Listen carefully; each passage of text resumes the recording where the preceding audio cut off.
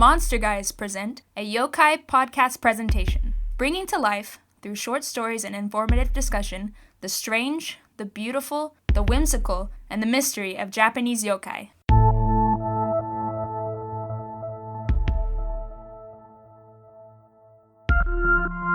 Now please enjoy a story about the Kitsune, in a story titled The Traveler and the Fox, written and narrated by C. Michael McGinnon, presented by the Monster Guys.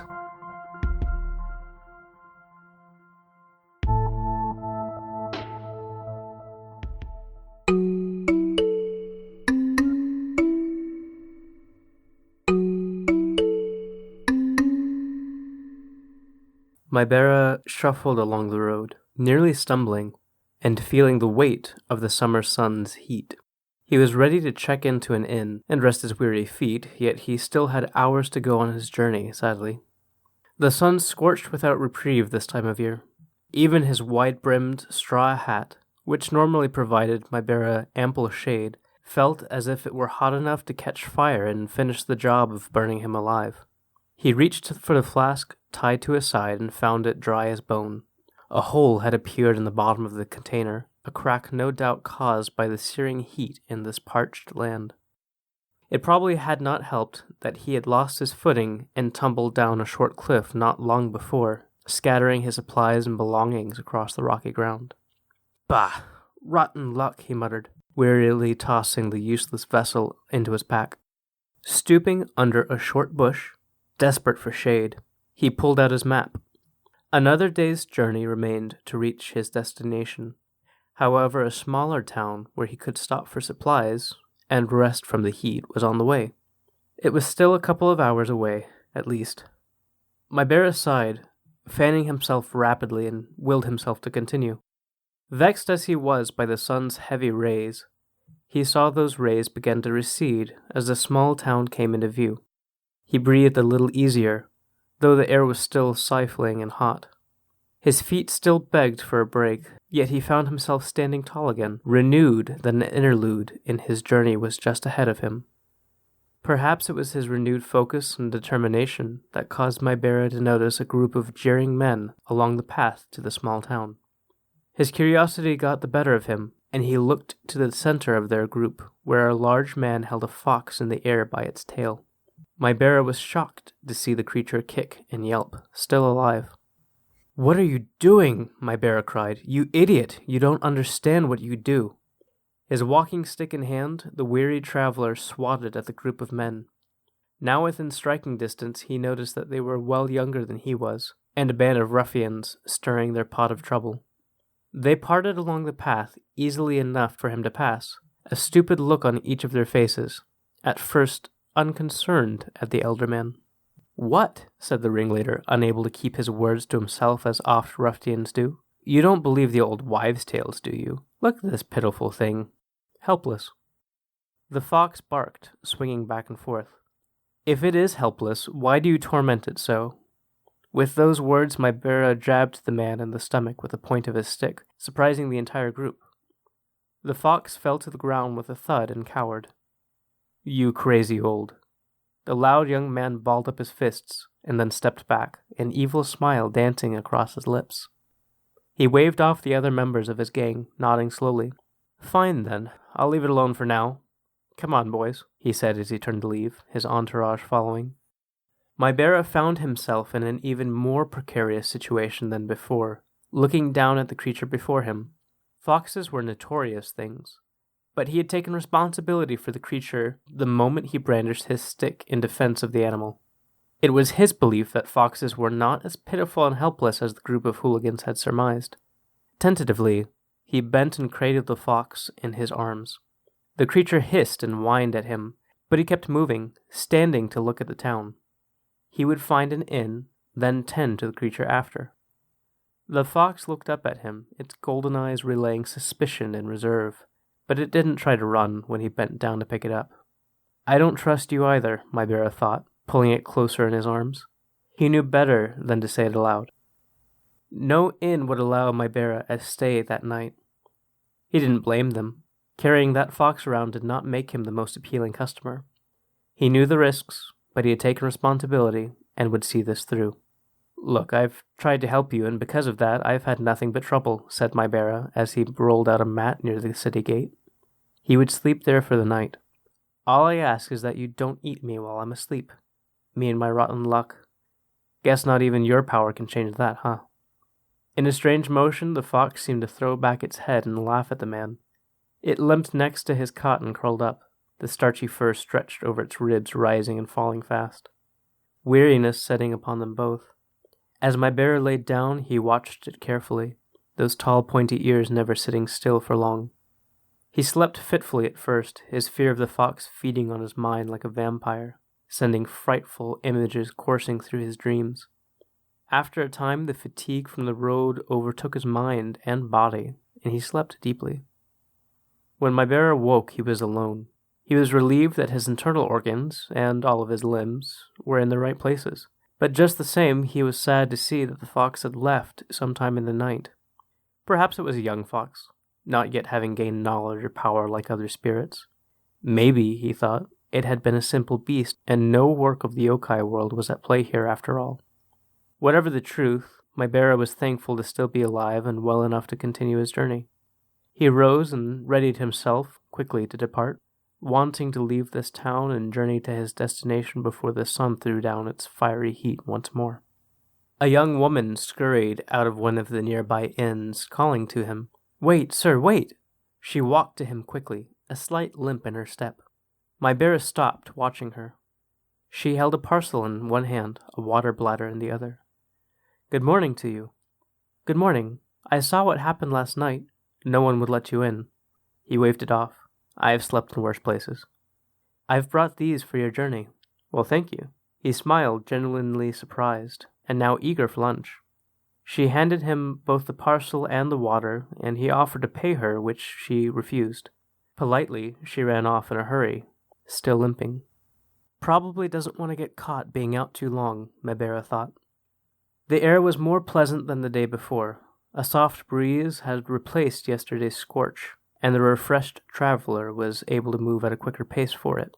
He stopped to eat, knowing he was close to the town, but curious to see what the young woman had packed for him.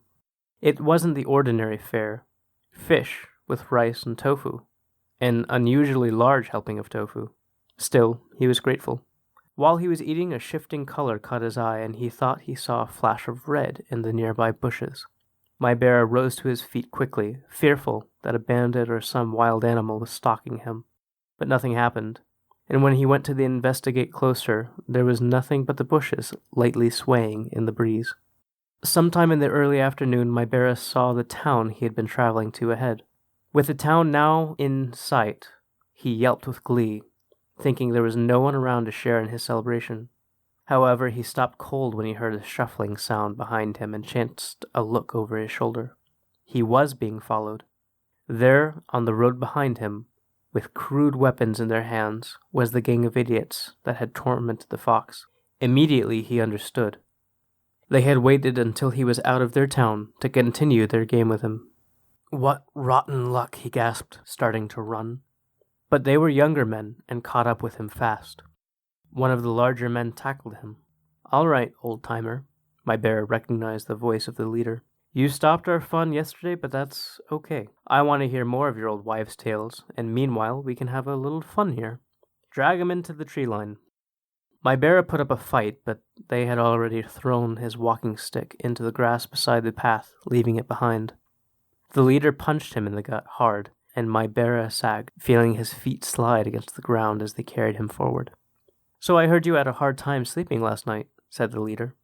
"I slept fine," Mybera grunted. "Better than if I had slept under a roof with the likes of any of your kind."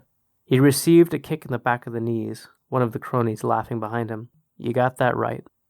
Mybera's head bounced around as he was carried.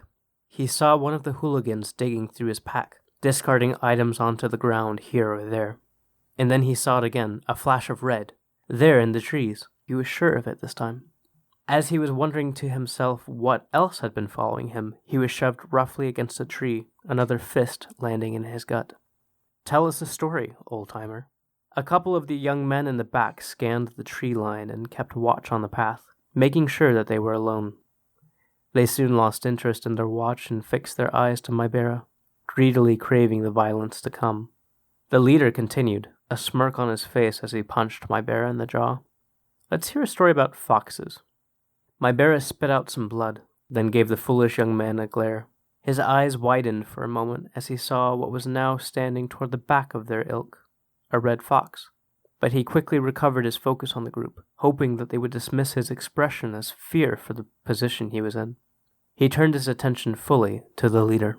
Foxes, he said, are dangerous spirits, powerful. The hooligan snickered, exchanging glances of disbelief and amusement. Is that so? One of them called out, smacking the cudgel he held against the meat of his palm. Mybera continued, No one knows their true nature. Some say that they are evil things that love to eat men's guts. Others say they serve the gods of messengers, servants, and are holy beings.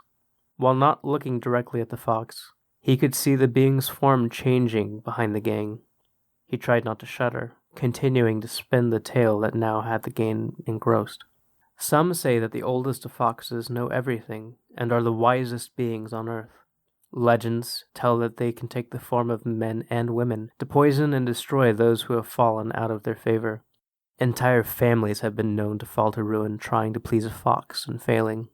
Now the fox stood heads taller than any of them, and Mybera could see the thing swirling in the air around its shape. The fearful creature stooped forward. He continued, It is said that if you save a fox, though, it may decide to bring you good fortune and protect you. As Mybera spoke those words, the illuminated fox lunged and bit into the shoulder of the nearest man. The fox spirit lifted him from the ground as the young man dangled there, screaming in pain and terror. Surprised, the leader, followed by the rest of his gang, turned to see their sudden commotion. A beautiful woman, full of glory, now stood tall as a giant, with large red ears and 3 tails elegantly swishing behind her. Her eyes were as blazing fires, and her long muzzle remained wrapped around the man's shoulder. Mybera himself, having been forgotten by the bandits, fell face down beside the tree and gripped the grass in fear. As the men ran away, the fox spirit threw its victim into the brush with a wicked snap of its neck. The young bully hit a nearby tree before scrambling to his feet and stumbling into a run, moaning and gripping his bloodied shoulder. The great spirit turned its terrible eyes on Mybera, and he shut his own in horror. A moment passed, and the woods fell silent, but for the soft breeze that rustled the leaves. Mybera opened his eyes slowly, fearfully, and was once more surprised. Only paces away from his face stood the fox. Now she stood as a simple fox, though, gazing innocently upon him with her bright, golden eyes. She bowed her head slowly, and Mybera scrambled to his knees, bowing his head to the ground in return. When he raised his eyes, the fox was already trotting away. He noted that she walked with a slight limp.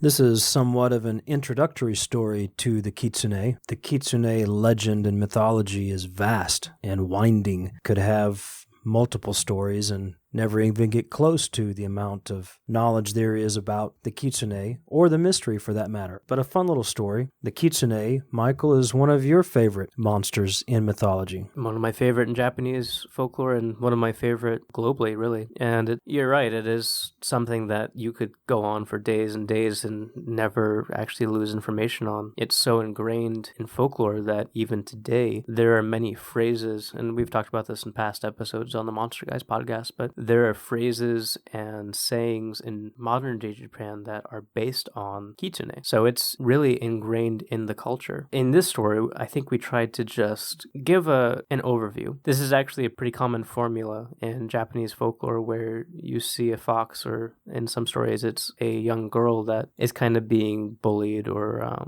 harassed by men. And in the story, you see the weary traveler kind of go in and stop it. And later on, depending on what version of the story you're going with, the lady actually comes to him later on, or a fox appears and kind of gives him good fortune. So this is a blending of those different variations and trying to cover a couple different aspects of the folklore. So I think the moral of the story is always be kind to your animals You never know when they're going to come back and bring you good luck. Or shapeshift into terrifying monsters. Or shapeshift into terrifying monsters. And if you mistreat them, you could be in for a rude surprise. Yeah, most certainly. There are various forms of the Kitsune that are available to read about and study and follow. What are some of the different forms of the Kitsune in Japanese folklore? It is very hard to nail it down just because it's based on region a lot of the times. If you go to one part of the country, you may have heard one story. If you went to another, you'd hear another. And even within those different regions and dialects and cultures, they kind of disagree or they have different tiers of Kitsune. But basically, to start with the high Kitsune, if you will, you have the foxes that were the messengers and the servants of the god or goddess Inari. Inari was an androgynous god of rice, and oftentimes had an avatar that was a fox, himself or herself. But you have those golden and white celestial foxes that are known. You also have, on the opposite end of the spectrum, foxes that are sometimes black. Some black foxes in the folklore were not evil, but these particular foxes that I speak of now were known for being evil. They were known for being malicious and out for trouble, so to speak. And then in the middle, you had different layers of foxes. Some were there for mischief, some were there as just common foxes that were going about their daily lives and happened to be able to speak. And some were, it's kind of like a chart in Dungeons and Dragons where you have, lawful good, neutral good, chaotic good, all the way through lawful neutral, true neutral, chaotic neutral, and then you have lawful evil, neutral evil, and chaotic evil. It is a bit much. You have foxes all throughout that spectrum. That's all very cool. What are some of the magic and the abilities of the foxes in the mythology? Because that's an interesting topic all to itself. Yeah, a lot of the animals in Japanese folklore have abilities that they're associated with. Most animals that can talk and gain sentience and know spells are shapeshifters. Kitsune are no different, and if anything, they are masters of that craft. Oftentimes, they prefer to take on a grand appearance or a beautiful woman. Oftentimes, they can be terrifying, and I think in this story, we're kind of trying to go for both. You also see foxfire, which is similar to the will-o'-the-wisp, that kind of takes travelers off the beaten path and makes them lost. I think in this story, that's mainly what we stuck to. We didn't get into all of the astrology and alchemy and crazy fortune telling that they get into later on. Yeah, but like we said, Kitsune, that subject matter could go on and on and on, and we will no doubt cover more about the Kitsune and do more stories about it in the future. Just for anybody who's interested, if you go back to the Monster Guys podcast, I think episode 15, we did a whole episode on the Kitsune, and a lot of great conversation there in a segment that we were doing about various yokai. So if you want to look that up, you can go back to episode 15 and hear a whole episode just about the Kitsune. But a great little story here tonight. As always, you can find us at themonsterguys.com. Hang out with us on Facebook, Twitter, or Instagram at The Monster Guys. And if you don't mind, please leave us a positive review on iTunes or wherever you're listening. It helps a lot, and we'd love to hear from you. And in the meantime, have a great week. Good night. Good night.